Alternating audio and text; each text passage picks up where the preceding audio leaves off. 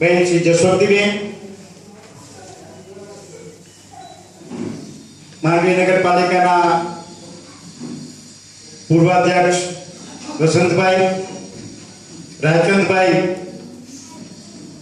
અમારા પરિવારના મોભી મોવડી અને માર્ગદર્શક મુરબી શ્રી વાડીલાલભાઈ, શહેરના આમંત્રિત ભાઈઓ બહેનો અને યુવાનો, અમારા ટ્રસ્ટપતિ આપ સૌનું સ્વાગત કરતા હું માન અને ગૌરવની લાગણી અનુભવું છું। આજે તો મહિલાઓની વાત આવે તો મહિલાઓ કોઈ પણ ક્ષેત્રમાં પાછળ નથી। ચાહે અવકાશ કાર્યક્રમ હોય, હિમાલય સર કરવાની વાત હોય, લશ્કરમાં ભાગ ભજવવાની વાત હોય, કોર્પોરેટ ક્ષેત્રમાં મહિલાઓએ જે સફળતા મેળવી છે એ આજથી 50 વર્ષ પહેલા એની કલ્પના પણ ન થઈ શકે। આજથી 50 વર્ષ પહેલા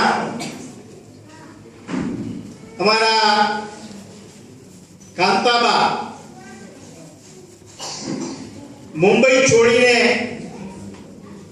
માંડવી આવ્યા અને એ પણ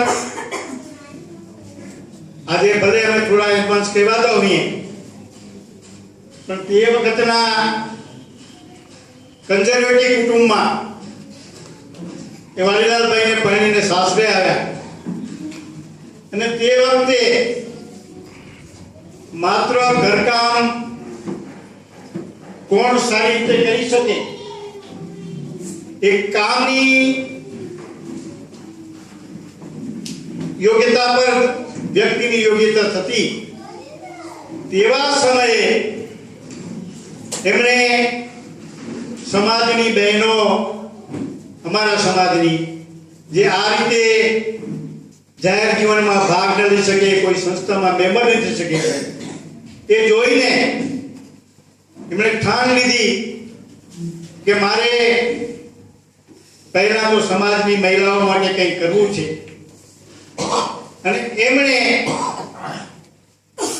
પોતાના ઘરકામની જવાબદારીઓ પૂર્ણ કરી અને ધીમે ધીમે મહિલાઓમાં જાગૃતિ આણી અને એક નાના મહિલા મંડળની સ્થાપના કરી। તેની પ્રવૃત્તિઓ માત્ર સમાજની મહિલાઓ પૂરતી નહીં પણ શહેરની તમામ મહિલાઓને આવરી લેતી હોય, મહિલાઓમાં જાગૃતિ આવે, કંઈક કરી છૂટવાની ભાવના હોય અને એ રીતે એનો પ્રવૃત્તિનો વ્યાપ વધતો ગયો અને પરિસ્થિતિ એ આવી કે માંડવીના કોઈ પણ મહિલા મંડળે એ પુરુષ પ્રધાન સમાજમાં મહિલાઓનું કોઈ પ્રતિનિધિત્વ નહીં।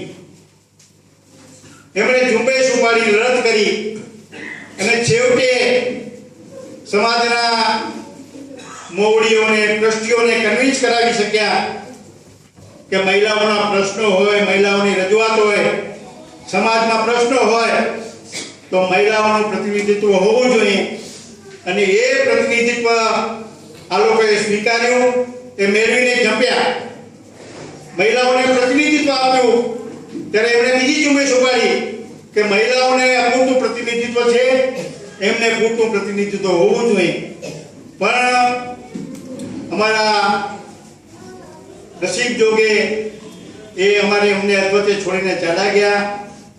એવા અમારા કાંતાબા આજે અમારી વચ્ચે હયાત નથી, છતાંય અમોને મહિલા જાગૃતિની, સામાજિક કાર્યોની પ્રેરણા આપતા રહે છે।